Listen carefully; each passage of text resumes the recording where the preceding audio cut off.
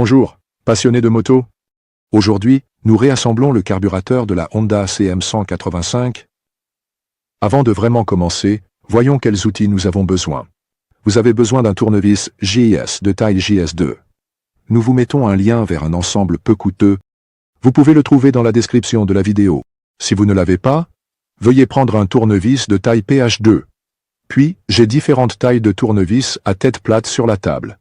Aussi un spray silicone, une clé mixte de 7 mm, une petite lampe de poche puissante, une pince à bec effilé et un tuyau de carburant fin. Jetez un œil dans la description de la vidéo. Après avoir terminé de regarder le clip, vous pouvez obtenir plus d'informations sur ce carburateur particulier que nous n'avons pas inclus dans la vidéo. Voici une autre question que les gens posent souvent. Carb King gagne-t-il de l'argent avec ça?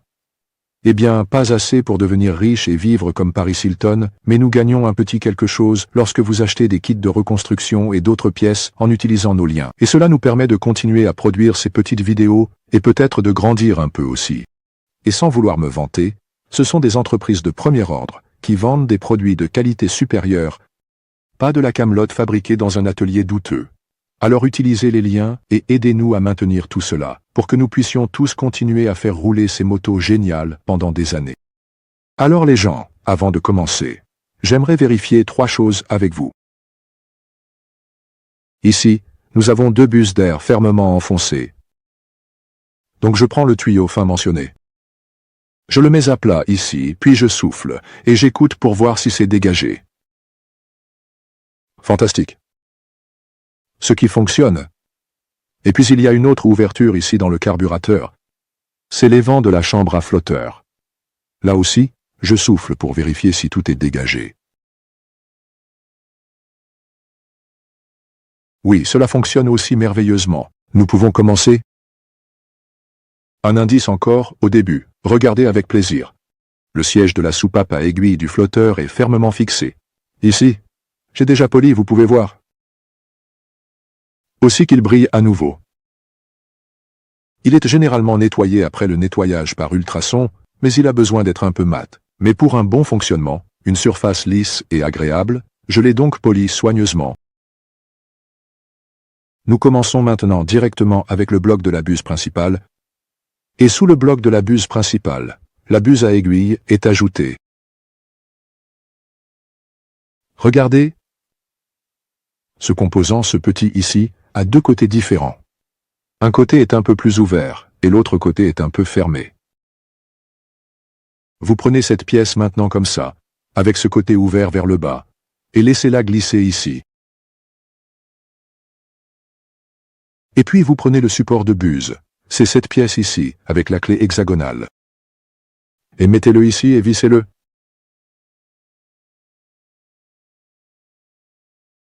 Vous devez peut-être encore appuyer un peu, car la buse à aiguille, que l'on voit là-bas, doit ressortir là-bas. Ainsi cela. Et pressez là-dedans un petit peu pour qu'il puisse glisser dans son siège, et ensuite vous pouvez visser ici la tige de la buse fermement. Vous avez besoin de la clé mixte de 7 mm. Veuillez ne pas trop serrer, c'est un matériau doux, plus un petit filetage, donc s'il vous plaît ne le vissez pas trop fort. Ici en haut, à cette position, vient maintenant la buse principale. C'est celui-ci. Nous avons ici notre kit de réparation, que vous pouvez trouver, comme toujours, dans la description de la vidéo. La buse principale est vissée. Veuillez utiliser un tournevis, qui s'adapte aussi bien que possible. Et ici le même conseil, que pour le support de buse lui-même, matériau doux. Petit filetage, donc s'il vous plaît ne pas en faire trop. Et ensuite vous prenez la buse de ralenti, qui est celle-ci.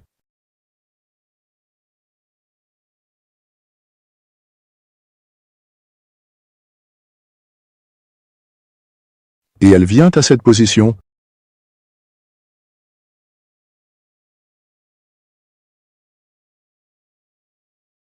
Ici, le même conseil également. Utilisez un outil bien adapté, ne vissez pas trop fort, petit filetage, matériau doux. Là, vous pouvez rapidement casser quelque chose. Donc les buses seraient déjà ici, et vous pouvez monter le flotteur. Le flotteur que nous avons ici. Et ici, nous avons une nouvelle aiguille de flotteur. Maintenant je prends l'aiguille de flotteur dans ma main Et elle a un tel crochet en fil ici en haut. Ce crochet en fil est maintenant enfilé sur cette petite languette en tôle ici.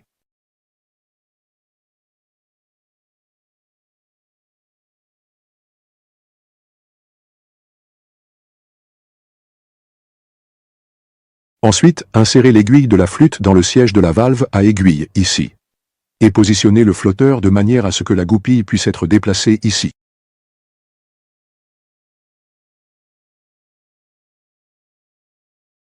La goupille peut être très lâche. Nous jetons un coup d'œil ici, à l'intérieur de la chambre de la flûte. Il y a 2 ergots, et ils maintiennent le tout fermement. C'est pourquoi la goupille ne peut pas glisser, ni à droite, ni à gauche. Ni à gauche. Maintenant, vérifiez le mouvement facile du flotteur et ajustez le niveau du flotteur. Bien sûr, vous trouverez la valeur de réglage dans la description de notre vidéo. Le nouveau joint de la chambre de flotteur du kit de réparation est déjà monté. Il est fourni sous forme d'anneau rond. Ici, cela ne fonctionne pas vraiment, sans quelques petites gouttes de colle pour l'enfiler correctement.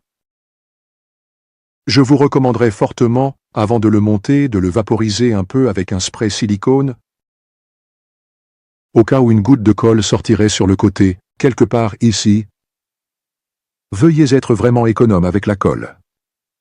Sinon, vous collez le couvercle au carburateur, ce que vous ne voulez pas faire. Le couvercle est maintenant mis en place. Et ensuite, il y a les vis 1, 2, 3, qui reviennent ici, et ensuite on continue avec la vis de mélange. La vis de réglage du mélange au ralenti, c'est celle-ci, déjà assemblée ici, et ici pour vous, encore une fois dans l'ordre d'assemblage, pour que vous puissiez voir la vis elle-même, dessus, le ressort, puis la petite rondelle, et le joint torique. C'est donc ainsi qu'elle est montée ici. Ensuite, je place le carburateur de manière à pouvoir le monter à l'horizontale.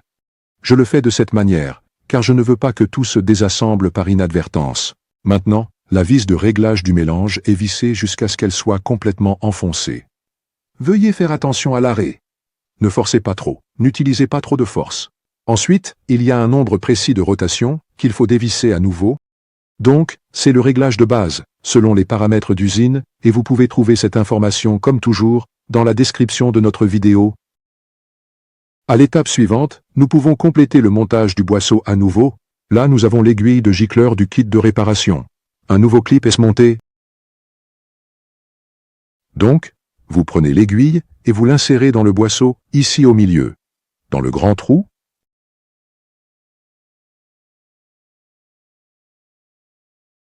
Ensuite, vous avez ici cette petite plaque de verrouillage. Pour cela, vous avez maintenant besoin de la pince à bec effilé. Ainsi, elle est serrée en haut.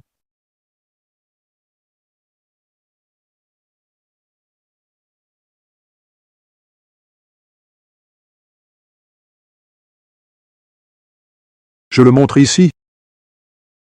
Elle est serrée puis placée là dans le siège.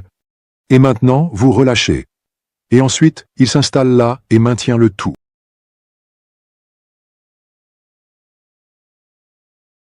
Maintenant, il est pressé vers le bas, un petit peu.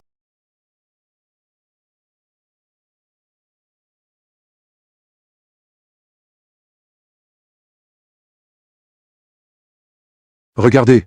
Maintenant, il est placé derrière un petit rebord et maintient l'aiguille ici au milieu.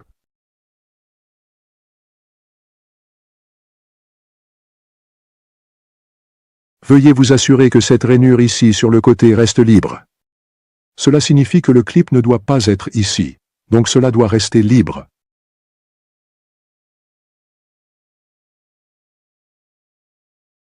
Et ensuite, vous pouvez déjà glisser le boisseau ici dans le carburateur. Bien sûr, vous devez accrocher le câble Bowden ici. Et vous savez, ici où se trouve la rainure, vous avez une petite encoche ici sur le côté.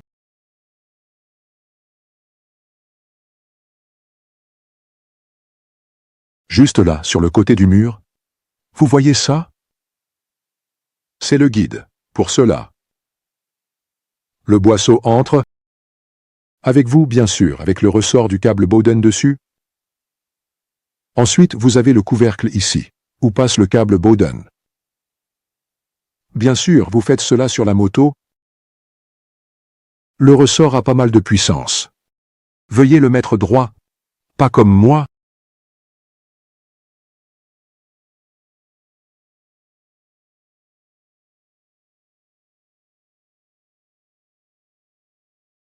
Enfin, 2 jointes toriques. D'abord celui-ci, qui est inclus dans le kit de réparation, qui vient ici une fois neuf. Ensuite, il y a un bouchon de vidange ici. Cela reçoit également un nouveau joint torique. Je vous montre cela tout de suite.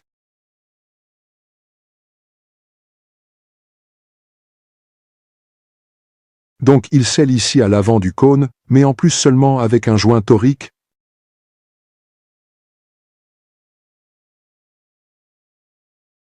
Et également inclus dans le kit de réparation, cette vis ici, qui est utilisée pour ajuster la vitesse de ralenti, y compris le ressort.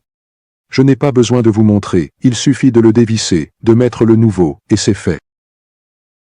Ensuite, vous avez terminé. Petit conseil, le joint torique de la vis de réglage du mélange de ralenti est plus petit, donc vous ne pouvez pas confondre les deux. Celui-ci, pour le bouchon de vidange, est nettement plus grand. Et nous avons terminé. J'espère que vous avez aimé notre vidéo, laissez un pouce en l'air et un abonnement pour nous soutenir. Nous vous souhaitons beaucoup de plaisir, bonne chance avec le projet. À la prochaine vidéo. Au revoir.